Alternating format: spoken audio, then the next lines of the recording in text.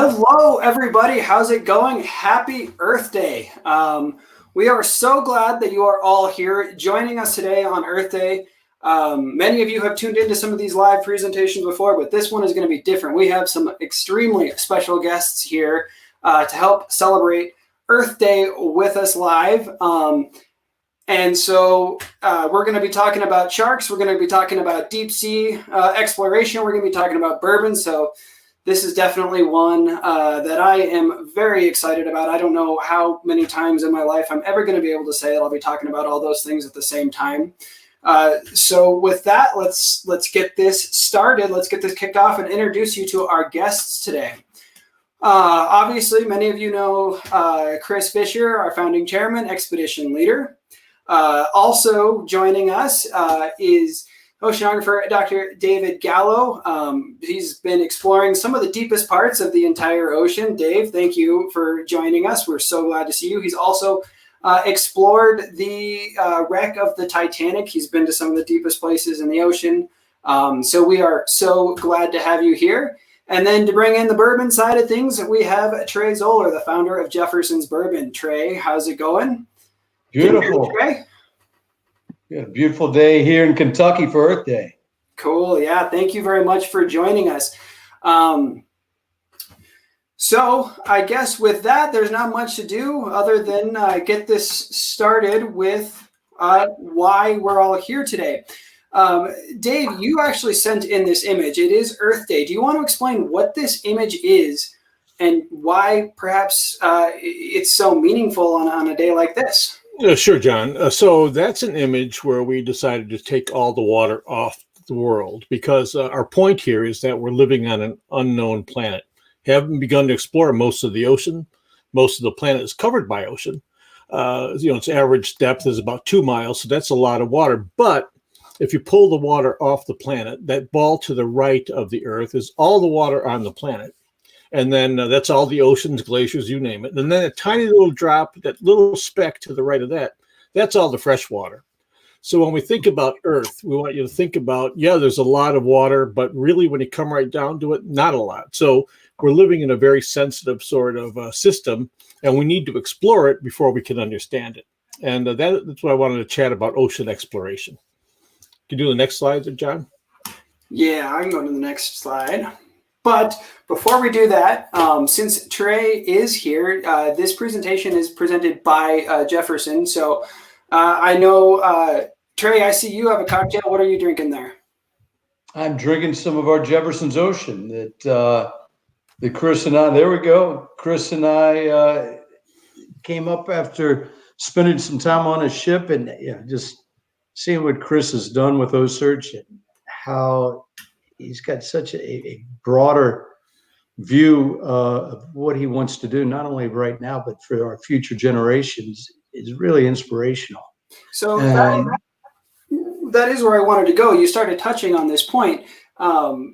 Dave just talked about how big the ocean is, how much there is. How does a bourbon company get into helping protect and save our oceans?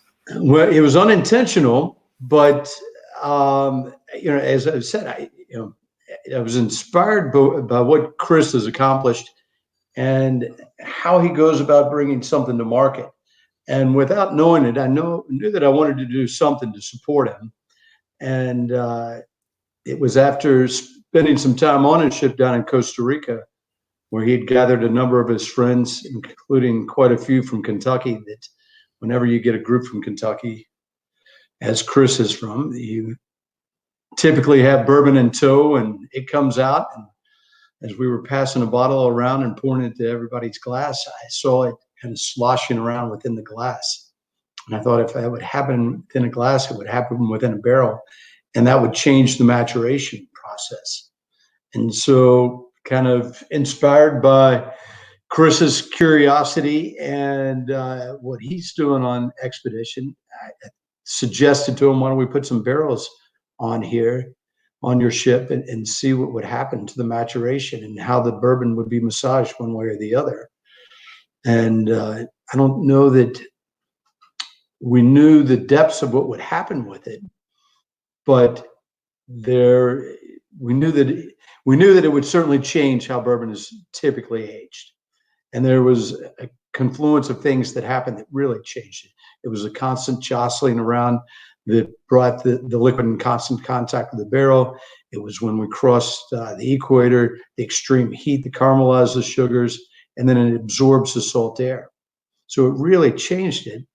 And I thought if we could commercialize it, then we could give back and support Chris and his efforts at OCEARCH and help fund some of the great research that he's doing and I love how he boils it down to help make sure that our kids and grandkids have fish sandwich to eat at the end of the day.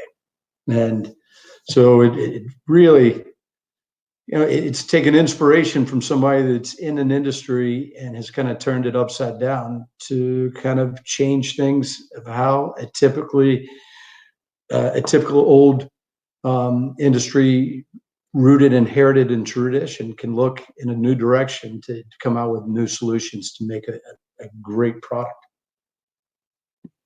Hey, I got to chime in here because this is kind of happy hour and it's very serious, but I just want to say, my name's Chris. I am so excited to have these two guys here with us hanging out because so I'm just going to, I want to make sure people understand who you guys are to me, because I don't know, this feels pretty personal to me. I don't normally do too much stuff like this. Normally it's more formatted and things like that. But so for me to have a guy like Dave Gallo doing something like that with us, I don't think most people know out there, Dave is the guy who found the Titanic. There's lots of other stories you hear and things, that's going on. But as far as the guy who pulled it off, did the work to find it and was actually there working and found it, he's the man. So part of a team. Part of a team. So that's right. The guy is so humble, but he is Beastman Explorer. So when you talk about modern day explorers in the world, there's only a handful of people whose full-time job is exploration. It's not just something they do on the side, or for a short period of time. And as someone who is trying to become somewhat of a young explorer and not only business models and solutions and things like Trey was talking about, because he's also an explorer, and we'll talk about that in a second. But Dave Gallo is the kind of guy that, anybody who's an explorer is trying to shoot to become. And the guy's a beast in the space. For anybody who's out there who's joining us for his cocktail hour, you didn't know it, he is probably, he is one of the best, greatest leaders, explorers on the ocean in the world. What do you mean when you say young explorer? What are you trying to get there? I was about to call you out on that too. These are your new 30s, man. All right, I'll let it slide for now. And then YouTube, by the way, we all three got to get together in person. You two would like each other a lot. And Trey Trey's a buddy of mine I grew up in Louisville, Kentucky with. Comes from a family in the bourbon business. He's got great lore going all the way back to great bootlegging grandmas, and a father who was also a very creative person in the space, and has then carved out his own niche and really modernizing a lot of thinking about bourbons and blending bourbons and things like that. And he's an old friend. And so here we were, two guys. I think it was my 40th birthday party. I got a couple of my buddies together. And we were sitting out there, and he was starting off on Jefferson's and building his business. And I was talking about, what really gets me excited is trying to make business and do good at the same time, not just make business. And he was really vibing like that, and the bourbon was wallowing around. And at that time, the name of the OCEARCH, the ship today, the name of the ship was Ocean. It was the Ocean. That's the name of the ship. And he's like, man, how can I help? And, he had all these ideas that were far deeper thinking than I did about bourbon, because he's seeing, I see bourbon rolling in a glass. I see bourbon rolling in a glass like, ooh, that looks delicious, right? He sees a whole 100 layers of depth behind what that may or may not mean.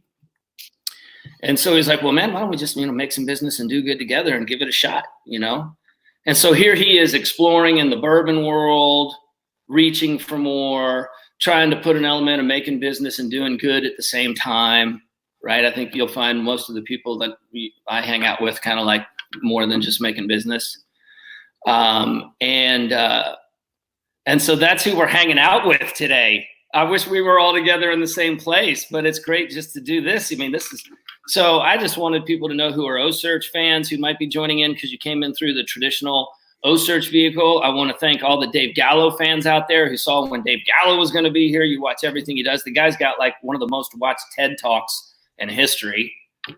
And then all the Jefferson Bourbon Trey Zoeller fans, I want to thank you all for colliding here on the OCEARCH platform. So sorry, I mean, we'll talk about some things that come in on the comments here, and John has some stuff to guide us to make sure these guys and I don't just talk about stories. But I just wanted to make sure everybody knew, like, this is a really personal experience for me tonight. That's not that common when I'm doing my OCEARCH work. And boy, if we could do this more, it would be amazing. Absolutely. You know, I've been able to do a number of these Zooms or different types of just virtual tastings, happy hours, getting together. It's not all bad. It's connected people. You know, it's bringing us together. You know, we're probably each 1,000 miles away from each other right now, and able to be in the same, same view and get down and just get to know each other and celebrate, just kind of taking a step back, which is kind of something that's not easy to do in this day and age. But there's nothing like getting great friends together. That's what it's all about. For sure. So, everybody, I did want to mention that we do have a shark named after Jefferson Bourbon. He actually pinged in today, maybe celebration of Earth Day. He's off the coast of Charleston, South Carolina. But we do have a quick piece here about the day we actually tagged Jefferson. So let's play this, and then you guys can sort of talk about it. Well, Chris, you were there that day. I don't know, Trey, if you were, but we'll take a quick look at this, and then we can talk about what this shark means and why it's so important.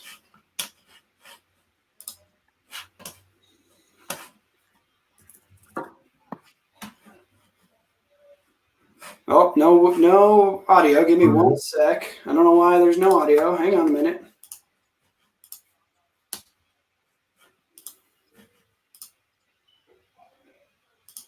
Uh-oh. There was audio a second ago, so I apologize, everyone. Of course, this is live, so we're rolling with the punches here. Just go ahead and roll it, and I'll tell the story. So, funny story for everybody out there. People don't know about Jefferson. So, Jefferson was the shark.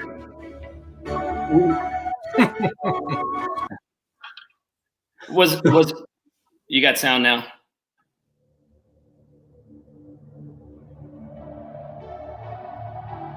Here we go.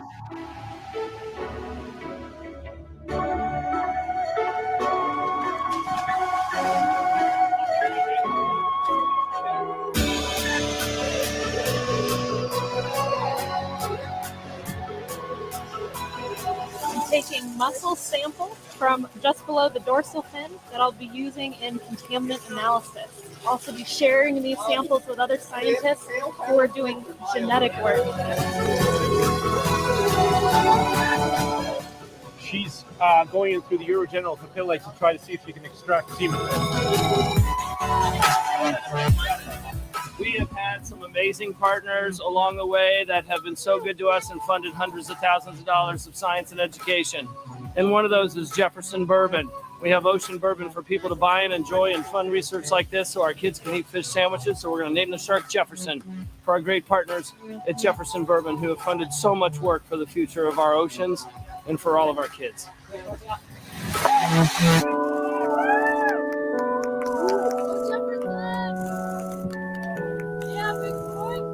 Funny, I remember Jefferson because when we started talking about naming a shark Jefferson, this was years after we started our work. I'm like, man, we need a Jefferson, And Trey and I were talking, probably, relaxing in the evening and so forth. So we're like, man, it's got to be a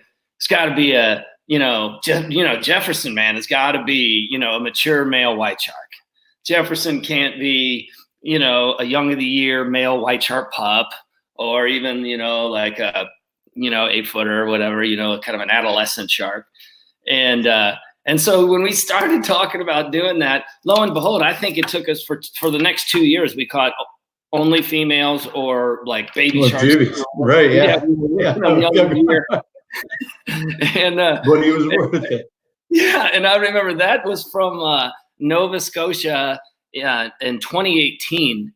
Right. And I remember we had we want to always, when we go on expedition, we have the first several names of the sharks after the local people and the local place, because it's really a privilege to be allowed to come work in those places, and we want them to feel like it's their sharks. And I think we finally named like 4 or 5 local names, and then in came a mature male, and so here we were in this cove. We were in West Ironbound Island in Nova Scotia. And we're naming this shark Jefferson's up in Canada. And I remember like, oh, what a relief, man. It took us 2 years, 2.5 years to get Jefferson's their shark. But that's history from the beginnings. Sometimes people don't realize that they think it's like, we're going to tag a big male shark for Jefferson's, and then you just go out and do that. No, it doesn't happen that way. Mother Ocean had something else in mind, which I'm sure Gallo can relate to. I said, oftentimes Mother Ocean has other things in mind. Your mic's muted. John, you asked if I was on that ship. I'm a lucky charm. The day after I leave the ship, that's when they catch sharks. So never been there as they've actually done it. But the day I leave, that's, follow me up, and that's when they're going to catch them. Well, see, I always like when you come on ship, because that means it's usually an opportunity to tap the barrels and see where they're at. So I look forward to that. I guess I didn't know that that's been how it's been for you. Well, maybe we're throwing a little bourbon overboard as a little gift to the ocean. So that might be what brings the good luck the next. To Poseidon. Yep. Exactly. Chris, also, you'll remember Jefferson's pinged like 2 days later up in Nova Scotia, and didn't ping for another 40 days. Yeah. And when he pinged again, he pinged down in Jacksonville. He just bolted south, which I thought was amazing. I couldn't believe that they would travel that far and wide that quickly. So, really fun to track. They decided to migrate, and we're right in the middle of a time where sharks are getting ready, and some have already started to migrate. When they start to migrate, they know where they're going, and they know exactly what the date is. It's synced up with the moon somehow, and they'll cover 150 miles a day, day after day after day, no problem, just like you and I walking through the park. But maybe we need to get a well, I don't know where John's taking us now. He's showing pictures, and I don't want to interrupt the flow, but I want to hear a Dave Gallo story.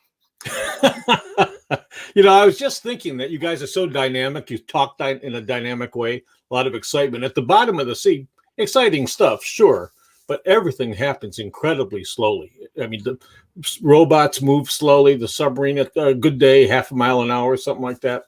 So it's so different. Plus that you get results right away. The day I spent on OCEARCH was an incredible day to me, because I saw the team working, but a lot of quiet time, but bam, all of a sudden there's activity, everyone working a part of a team, a lot of passion going on, and results, so how cool is that? So it's just a world of exploration and science that I'm not that familiar with. I didn't want to go on a boat to look at sharks, just not my thing, but now I'm hooked, having been out there once, not just with the excitement, but also with the importance of what OCEARCH is doing. That's why I'm here. Yeah, well, and we love you for that. I don't know if anyone else is interested, but I want to hear a story from you that's not the Titanic story. It's the one ocean story you tell your buddies that was an amazing exploration thing. Maybe no one even knows it happened on all the trips, No. Come on, there's got to be a story, man. No, sure, I'll give you. But people will ask me, what's the most exciting thing you've seen? What's the strangest thing you've seen?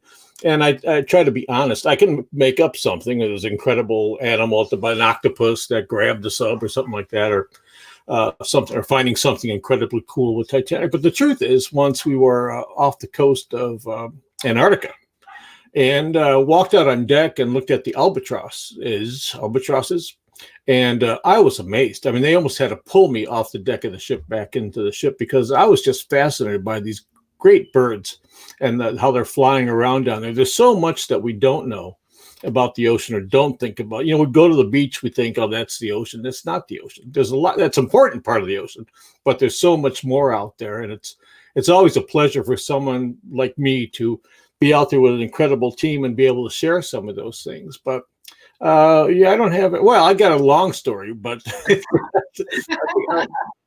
in the sub, I'll do a real quick one. Being in the submarine, your first dive. There's when you start diving, 3 of you get in a small ball, you close the hatch. On the surface, you're sweating because it's hot in a little tiny sphere. You start your way down, and all that humidity starts to condense around the sphere because it's cold outside. And about 1,000 feet or so, it starts to drip. So one of the fun things to do with someone new in the sub or is to say, look at the other diver, scientist, and say, hey, I think we got a problem. It's not fun. It's not fair, but it happens. You got a very short time to jump in there and say, it's just a joke. It's just yeah. I got fooled with that. I fell for it, hook, line, and sinker. Oh, and then apparently you decided to continue its effectiveness as you aged through your career. There you go again with the age, Chris. Yeah, back when we just had sailing boats back when I started. No, that's persistent. All those, crossing the equator is still. I got to be Neptune once for the audience. When you cross the equator, Neptune comes on board, and God help you if you're a pollywog, if you're not a shellback. If you're a pollywog, they put you through all sorts of torture, and then you eventually become a shellback. And it doesn't matter if you are a shellback. If you forget your equator crossing card, you're a pollywog. Is that right? Yeah. So lots of traditions in crossing the equator, huh? I think that might take a second to help people explain that. There's a lot of traditions. A lot of traditions, and it can be brutal. And some like navies have actually had to stop it because it's so brutal. But I'll do things like make you crawl through 4 days of garbage that's been sitting out on deck in a giant plastic tunnel. Stuff like that, really ugly stuff. And you get to meet Neptune, his wife, the whole court, and you have to do various things with each one. And if Neptune's pleased, you then announce that this guy's now a shellback or lady. If Neptune's not pleased, you go back around again. And I actually sent one guy back around 3 times because he aggravated the daylights out of me. Well, that's what you get. You don't mess with Neptune. So on the OCEARCH, we're a little bit more like we stop and go for a swim and have a bourbon. But we're only a crew of 5. I didn't know about polywogs and shellbacks until I started getting emails, texts, different messages from typically people in the Navy, and they've made it a tradition to give a bottle of Jefferson's Ocean to someone once they graduate into being a shellback. So I was like, all right, this is something we really need to get behind. Since we're all together, I should say that there's nothing finer than being out on deck at nighttime after a day of exploring. I mean, it's 24/7, but as the sun goes down with a drink of your choice, it's a wonderful thing. It's hard to beat that, actually. It's great to see Jefferson be part of that. Yeah, got the best view in the world right there on the bow of the ship. Awesome. Yeah. Nothing better than making business and doing good. What's up, John? Are we going with your flow? You want to lead us in a direction? Oh, you guys were fine. I was just going to say, just to ask, I mean, Dave, you can probably speak to this. How often, like a lot of the research you do, how often is it actually funded by Bourbon? I mean, how important? No, not. I mean, the state of ocean exploration and science from the world I come is desperate for funding. The government can do so much. It's one piece of the pie, but that piece is getting smaller and smaller, and the number of people reaching for it greater and greater. And also the funny thing is, the irony is that the importance of that research, climate change, saving our butts on this planet is growing fast. And so we don't have the funds. And it used to really drive us crazy that one space shuttle launch, not that we do that anymore, but when we did, was the same amount of money as all the ocean research that went on. So, it's not easy to go deep in the ocean. It's expensive. It's really expensive. But at the end of the day, we've revolutionized the way we think about a lot of stuff on Earth, important stuff. So, funding's always an issue. And the kind of funding that will let a scientist women, men, both follow their curiosity and not be forced to go. Like a lot of the government funding, you almost have to predict what you're going to find at the end of the day. That sucks. I mean, it's terrible. That's not science. Yeah. But I tell you, for us, Jefferson, what I love, there's a number of things that are really intriguing about what Chris does. And Dave, I can't wait to watch your TED Talk and dive more into it or deeper into it. But Chris, what I've always loved is how it's an open book policy. Everything that you learn on the OCEARCH is open to anybody and everybody that wants it. And not only that, you push it out to all different types of scopes. And that's, if everybody had that same philosophy and were able to collaborate and bring all the information instead of trying to be so guarded about it, which is the result of what happens when government or universities or whomever are granting money. Yep. It's just so much more effective and powerful and again, inspiring that you want to help something that's going to help not only what's right in front of you and being done, but what could potentially, help so many other things. So I applaud the hell out of you for that. That's a great model. Yeah, I mean, it wasn't like a big, diabolical plan. I mean, all we were trying to do was do good for the ocean. And every time we didn't know what to do, we tried our best to be like, well, what's ocean first? And it became clear to me in the early days, which was confusing because I didn't come from, I didn't understand how things worked. I knew how to work on the water. And then we just wanted to help the science base. That if you just get down to this basic thing, like if we want to make sure our great grandkids are going to be able to eat a fish sandwich, then it's going to take us all, everybody. Right. So how can you then try to silo it up or try to restrict who wants to be included? Because if you realize the fundamental fact that it's going to take us all to make sure our kids have a planet to live on that has food and is beautiful and healthy, there's no one individual group that can do that. It's going to take us all. And so for me, it just didn't seem logical not to open up everything to all. Because otherwise, how are we going to pull off the fish sandwich if we already acknowledge it's going to take us all? Yeah. So, and not coming from the space, I didn't realize that was taboo. I didn't know. And it's not the people, it's the system. There's lots of good people caught up in a lousy system. So for me, it was just logical. I grew up in Kentucky, with you, and chased fish and frogs around the woods and studied international business at Indiana University and the National University of Singapore. But I had a passion for being in the woods and chasing fish and frogs around. Loved to fish. That led me to the ocean, and then wanted to do good, right? Blah, blah, blah, blah, blah. So I didn't know what we were supposed to do and how we were supposed to do it. All I knew is that there was this problem and we had to build an enterprise to solve the problem. And sometimes it's great to be too dumb to know better. That's exactly what happened. Young and inexperienced is the way I define Chris. Yeah. I know Chris a lot longer. Too dumb to know better is fitting. I heard Chris speak in Dallas, and I have to tell you, I was incredibly jealous. It was awesome. And the wisdom coming out of that guy is just heartening to me because, you see that kind of passion and that willing to be open. And as you said, Trey, it's so important. And the relationship that Jefferson has with OCEARCH, that's enviable. I mean, that stuff just doesn't exist. And so, the setup is great. Hopefully you can export that out to different. Yeah, it's the new way, Dave. Yep. Like it's the new way, right? Because all the people out there, conscious capitalism, like, look, if you're going to buy a bourbon, because you're going to buy bourbon for your bar at your house or whatever, and your option is to buy many of these various really good bourbons, but you also, love the ocean or want to make sure your great grandkids going to eat a fish sandwich. We're in this era of conscious capitalism, right? Like this is where the all comes in, man. Yeah. And they're like, oh, well, if I buy that one, that bottle right there is probably going to fund like $15 on ocean research. Or if I buy that one, it's a good bourbon too, but there ain't no $15 going to fish sandwiches for my grandkid.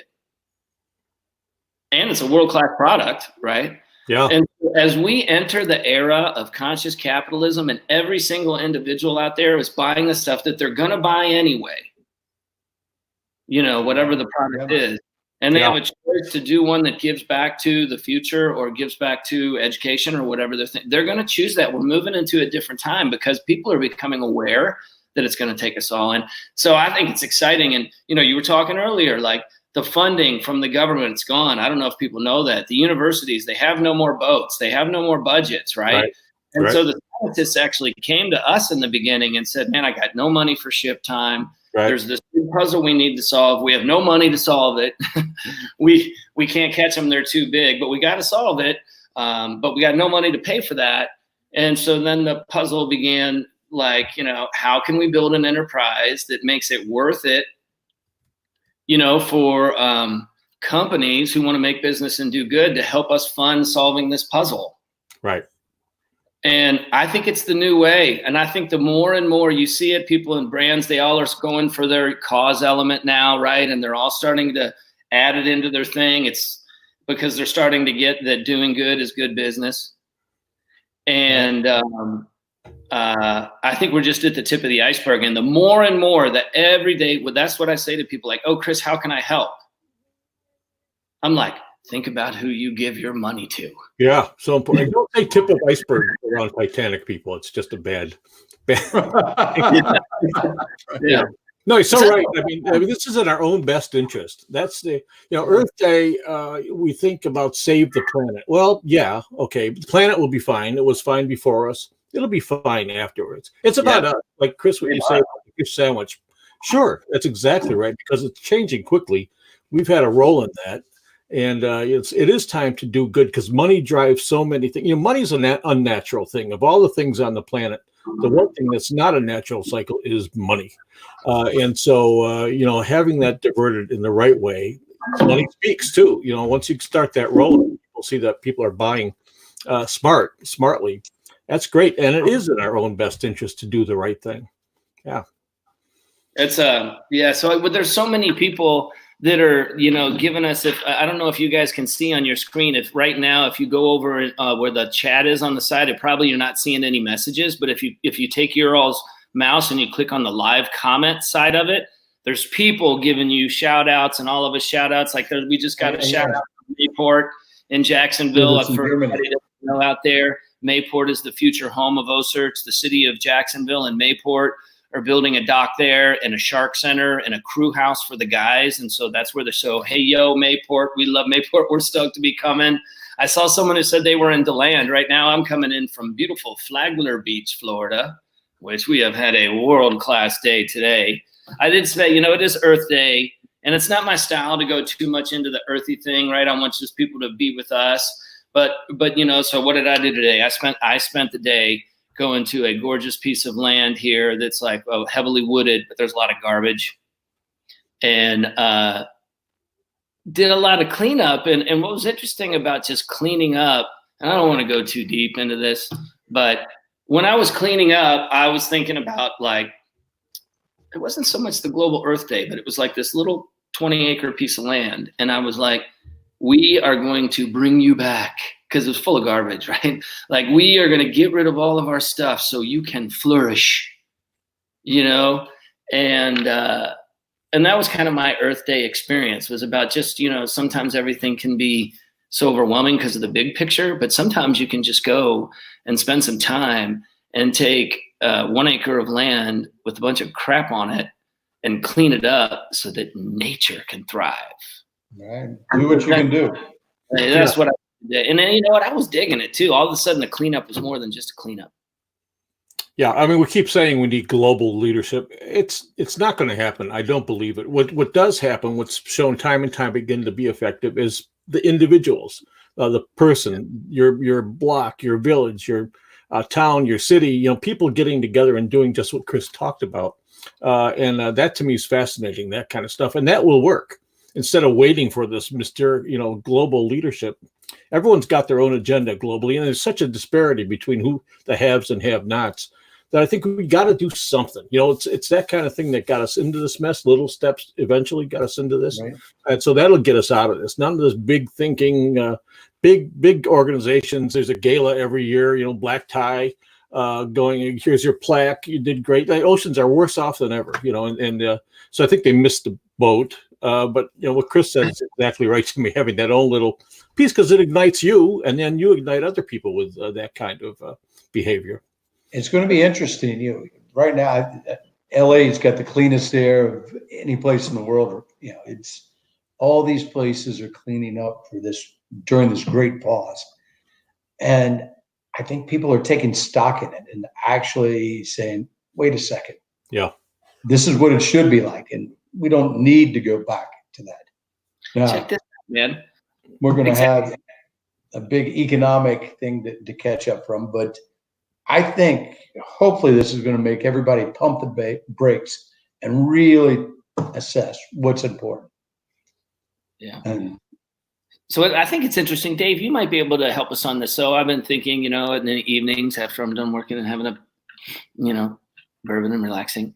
It seems like there's a really unprecedented opportunity for the people who study climate and all this stuff going on to understand the impact of this radical global pause we've had. Yeah. Because and how that affects things. And I don't want to go too sciencey for a very long time, but I am personally curious, and we need to answer some of these things because we got some fun ones. Yeah. But doesn't this seem like an amazing opportunity to gather this wild data set that if you wanted to try to get, you could have never gotten? And we might find out if we pump the brakes worldwide for a month, we can slow down climate change by 100 times. Yeah, no doubt about it. I mean, even 9/11, God bless, when we pulled all the planes out of the sky for a few days, that made a big difference in the average day and night temperature. And I think people looked at that and said, it is a very sensitive system. So just by shutting down these a few weeks or months has made a big difference. It makes a difference in people's lives. I hear all the time, I could see mountains. I never saw the mountains. I could hear these birds. I never heard those birds before. So that's impressive. The question is, can we pursue that? Can we get enough momentum behind that? Like, this is the world we want. We don't need this other crap. We want that world. We'll see. Yang, though, so it's also like, how long can people endure it? Right. So I've had a very personal thing. And we're talking to people. This is not normal. So like, my parents are 86 and 87, 86. They were doing just fine. But something's changed in the last few days. Like, they're at their limit. It's too hard. They need the interaction. How do you balance it, right? And we don't need to go into that conversation. But if we can find this kind of thing, like, hey, globally, everybody, spend some time with your family for 3 weeks and build it into our calendars and vacation together. And then give the planet 3 weeks to exhale all the crap out of its lungs. And if that makes a difference based on great analogy. It's an amazing analogy. It is a great analogy. That's perfect analogy, actually. Yeah. Mm-hmm. It would be cool to see what they learn. I'm fascinated by that. Well, who is not going to like that, of course, is big business. I mean, the big companies aren't going to like that way to think. That doesn't bring, where's the money in that? How do you monetize? Well, here's the guy working on their 200-year plan. I want to talk to the chairman then, or somebody. I know you got your 1-year plan and your 5-year plan and your 10, 20-year plan, but if you're not working on your 200-year plan, you're screwed eventually anyway. So anyway, now you're getting me all jacked up. I want to go back in the Well, just a quick compare. Titanic, very similar. They were zipping along, incredibly wealthy people, incredibly poor people, zipping through the night, full speed ahead into the darkness of the night. Warnings come in, ice ahead. They don't pay attention to the warning. Bam, hit the iceberg. Lifeboats put out. Were there enough lifeboats? Was it a difference between the haves and the have-nots that survived and died? Sort of, even though the richest guy on the Titanic, John Jacob Astor, died that night. Several of the richest people on the planet died that night. So the message is that, as you said before, we are in the same boat, and people are going to suffer if we don't change our ways.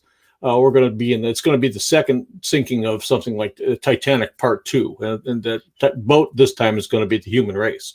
And so that's kind of what we're doing without thinking of the future, what might lie ahead, and making plans about it. We have this reliance on technology that ain't going to save all of us. No way. Hey, Dave, I got a question. When you go down in the sub, how long are you down in that sub?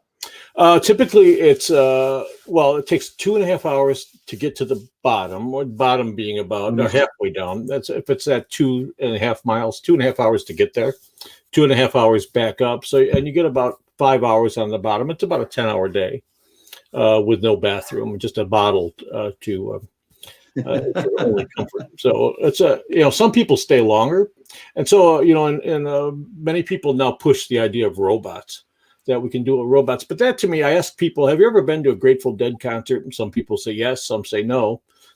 You couldn't go into a Grateful Dead crowd and say, oh, I watched the Dead on TV, so I've been to a concert. No, you haven't. No, exactly. Be there. That's another great analogy that I can certainly relate to. Be there. And it does something to your spirit. It's not about collecting data. Robots are great at that, but it's about that person, what it means to you, what it does to your spirit, that you can then pass on to other people. So don't be saying you've been to a Dead concert if you haven't been there. You're not a deadhead. I thought we did in Vegas, baby.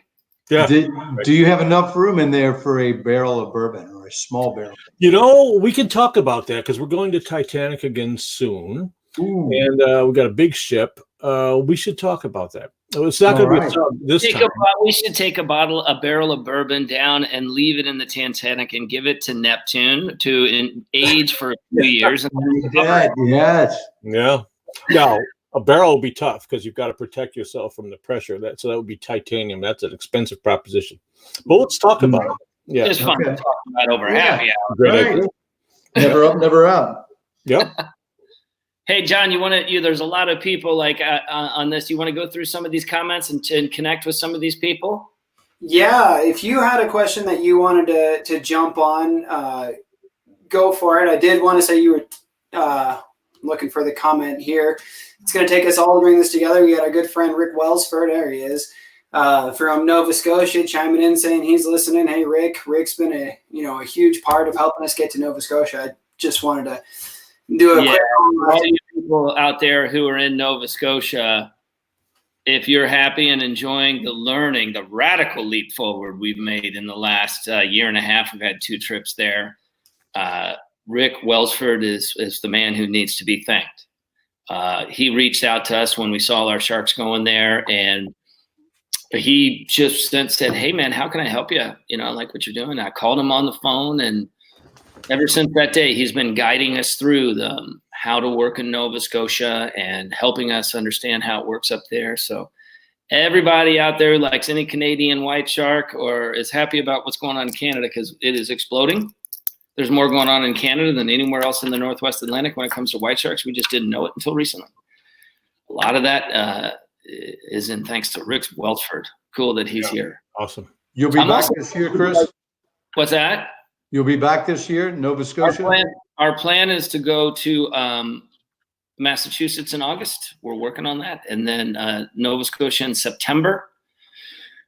That being said, we are trying to make sure that we can actually pay the bills because we're having a big revenue hit from a total standpoint. So, but we are still planning, and we are still optimistic, and we are still planning on doing it because, a couple things like, I think it's important to keep getting this work done, even going through these difficult times. Number one, our grandkids, it's just what we're going through now is a blip in the radar to them. They're not even going to know. Right. We got to do it. Like with the work, we need the data. Mm-hmm. And also, I think it's a time where it could be good for people if we can open it up enough to them to let them go explore a couple times this year, even though it's not a normal year. So I'm still highly optimistic we'll pull off 2 expeditions again, one in August and one in September, but it's going to be a battle because a lot of the people who support us, they're getting crushed right now. Yeah. Yeah. Oh, one for you, Trey. Let's see. Looks like looking forward to the new voyages 22 and 23 to collect.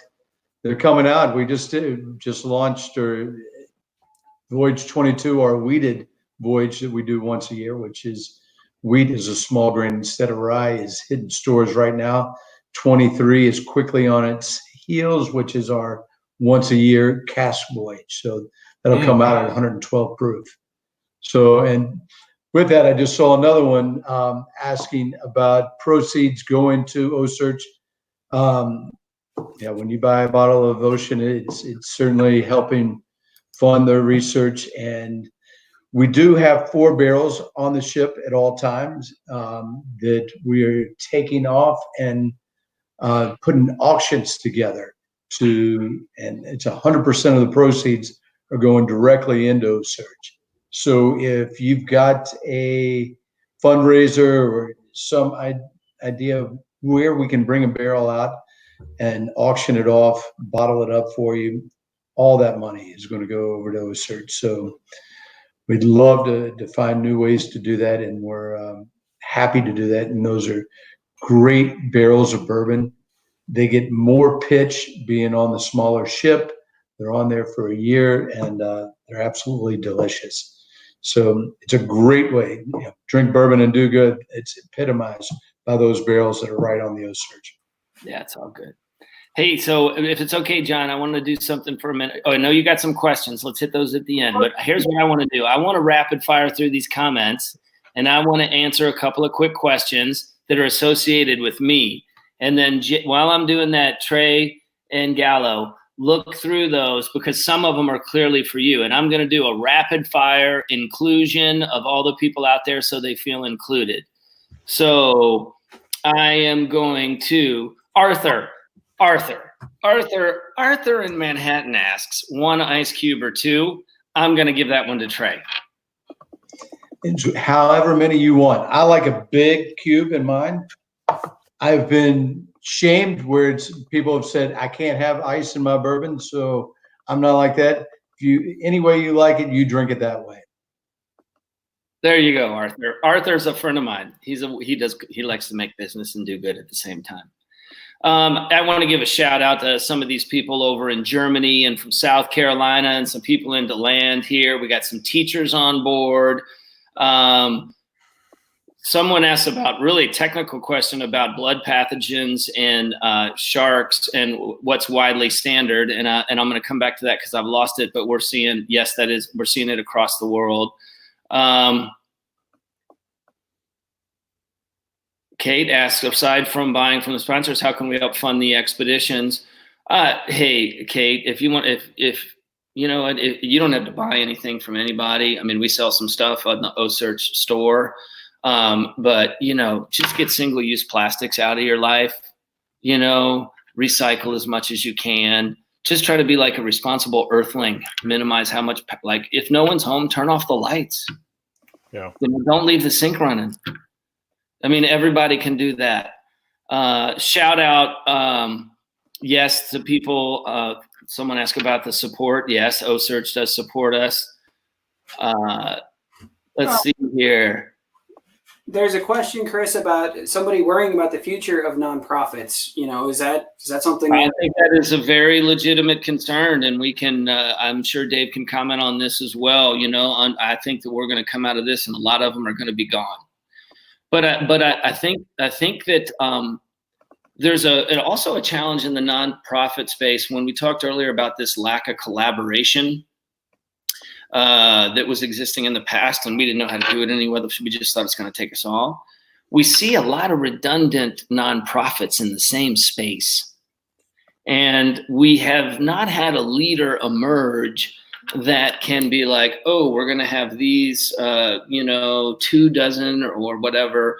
And other people, instead of starting a nonprofit who find a common values and a common passion, actually coming together instead of having, 3,000 nonprofits pursuing basically the same thing.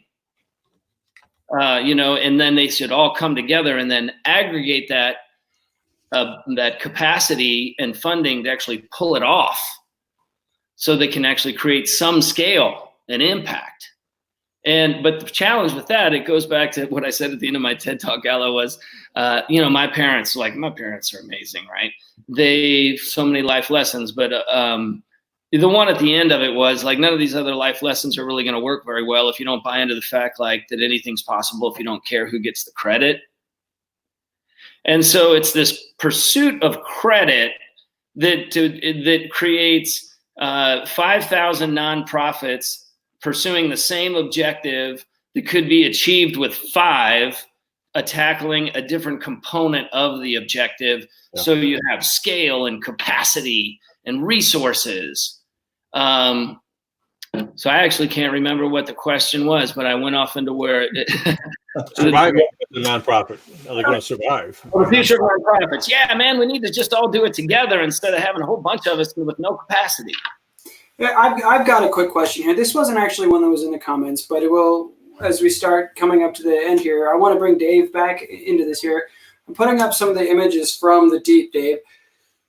Sure. I mean, these are from the sub, or in some cases diver, some case robot. But the idea was that once you get below the level where the sun's been, it's perpetually dark, eternally cold, and a place where we thought no life would exist at all, like here at the top of an underwater mountain range. The stuff coming out, that's hot water. It's a vent, like a geyser.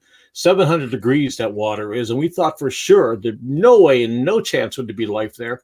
Instead, we find places where the life actually rivals the rainforest.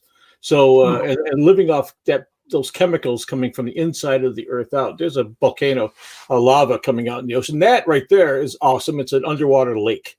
So we're at the bottom of the ocean there, looking at a shoreline of a lake that's beneath the sea. It's a different kind of lake because the water is super heavy water, but that's how crisp it is. And I don't want to take up all the remaining time, but just to show you as we come through the mist, you'll see in the distance there, right there, another shoreline, animals living on that shoreline, just like they would up here under the sun, but you're in the sub looking out the window at a body of water in the ocean. You can even see there's waves in that water. Ocean's full, every dive, every expedition finds something surprising, something amazing. And in some cases, some of the things are absolutely revolutionary. So I'll leave that, John. Stop at that, John. So I don't want to take up all of our time. Yeah. How deep is that? That one's about fairly shallow, maybe 1,000 meters or something like that. That's the Gulf of Mexico. But now we know those things are there: ponds, rivers, lakes, underwater waterfalls. We know where to look, and we're finding some big ones in the Med. That image right there. You just if you have that one, you don't have to run it. You can actually stop on that last one. That was this is the floor of the ocean around Titanic, hundreds of thousands of objects that fell out of the ship. And there are all sorts of things. There's some personal effects in there, but a lot of the things that belong to the ship itself. And there's actually a wine bucket, bottles of wine, things like that. Tureen. So lately we've been trying to map all those so we know what's out there around the ship. I didn't want to show you pictures of the ship because you can see that any place. So this is some of the latest things we're doing. That's a bathtub sitting. And how far away from the ship are these artifacts? Oh, within about a mile. Ship's broken in 2 big pieces, separated about 600 meters. And so these are scattered mostly around the stern of the ship. And you'll see there's a lot of stuff. That's the skylight to the grand staircase. So we're finding all these things. The team's got some amazing researchers. So you can point to something like that pot or a light or a tile, and they know right where it was on that ship. And we're doing, you can't begin to manage something to protect something if you don't know what's there. Same thing with the ocean. So we're doing our best to get out there. And there's a bowler hat sitting on the bottom. And it's not like we're grabbing stuff. I've seen I've been called a treasure hunter. We don't. That's not about. This is about science, about preserving that ship. Those are the flares that they use on the bridge to signal emergency. Right there, sitting on the bottom. So I think people get the wrong intention that we're out there looting, and it's not about that. It's about preserving the ship and the legacy of the ship for just like Chris said about the fish sandwich. We want people in the future. Every generation rediscovers Titanic, and we want to let that happen for generations to come. So, real quick as we start wrapping things up here, Dave, since you are our special guest, we're streaming on Jefferson's Facebook and OCEARCH Facebook, so people are kind of familiar with Chris and Trey maybe a little bit more than you. Sharks, the deep ocean, bourbon. I guess, how do you sum up how all of these kind of come together a little bit? They're unique things, but I'm curious to hear your part. Sure. A unique one here right now. Nature doesn't know any disciplines. They don't know that there's sharks. So that's one, biology, geology, chemistry, but oceans, waves, animal behavior, volcano. It's all one thing. The oceans, the land, the atmosphere, all one thing, and then we're the ones that are living in that one thing. And so I sum it all up by we need to know what's coming next.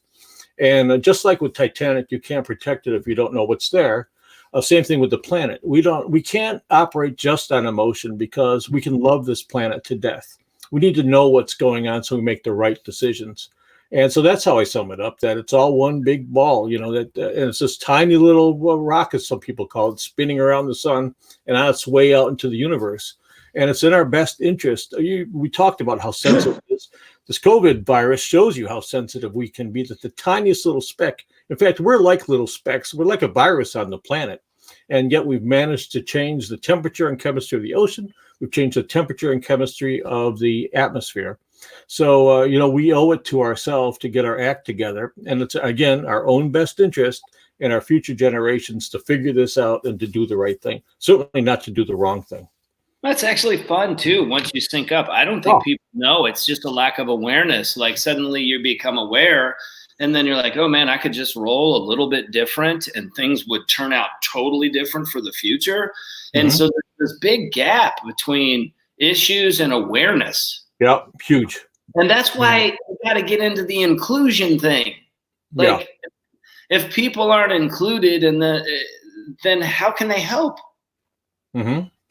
Yeah, Right. I saw some of the comments There's about. no me and you for the purpose of this conversation. There's just us.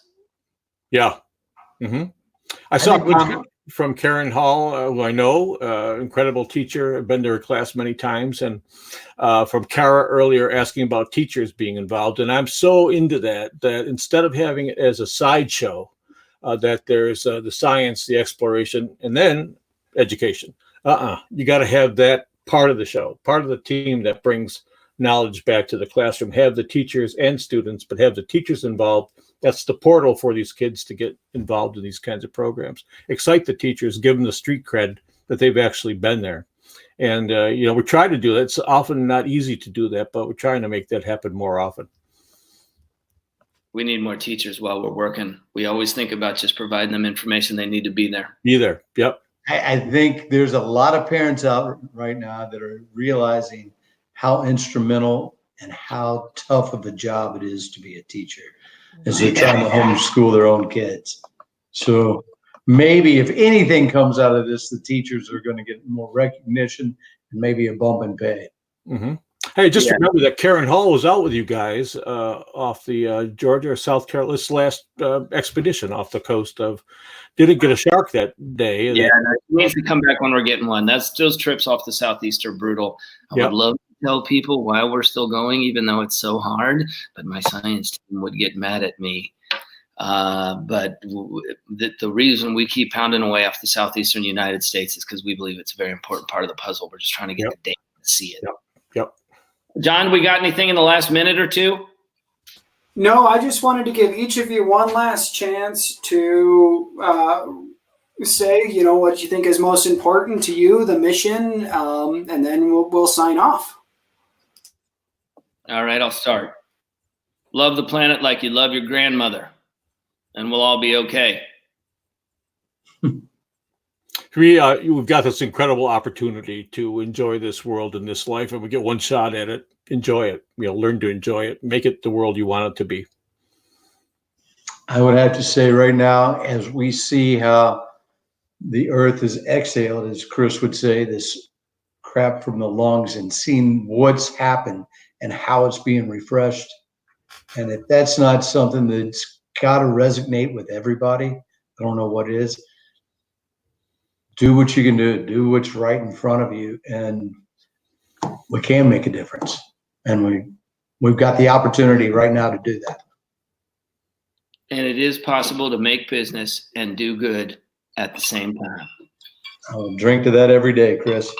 Typically, it turns out to be fun. We're a couple of Kentucky boys trained us, so we got to close that right. We always used to talk about if we can make business, do good, and have fun, because, we're from Kentucky, a land of horse racing. A lot of people say, well, I'm not going to say land of horse racing. That is the climactic trifecta. Everybody cashing that ticket. I love it. You got it. Cash that ticket at the end of the day. Everybody's happy. That's Right. right. Well, Dave, man, pleasure. Great to meet you. Likewise, guys. Thanks for having me. thank you all very much. Thank you to everybody who's out there, especially the folks over in Europe. I'm seeing purple in Europe and the Maldives. I'm seeing people all over the country, Bama, all over. It's going to take us all. There's just us. Happy Earth Day. Let's do it. Take care, guys. Cheers. Cheers.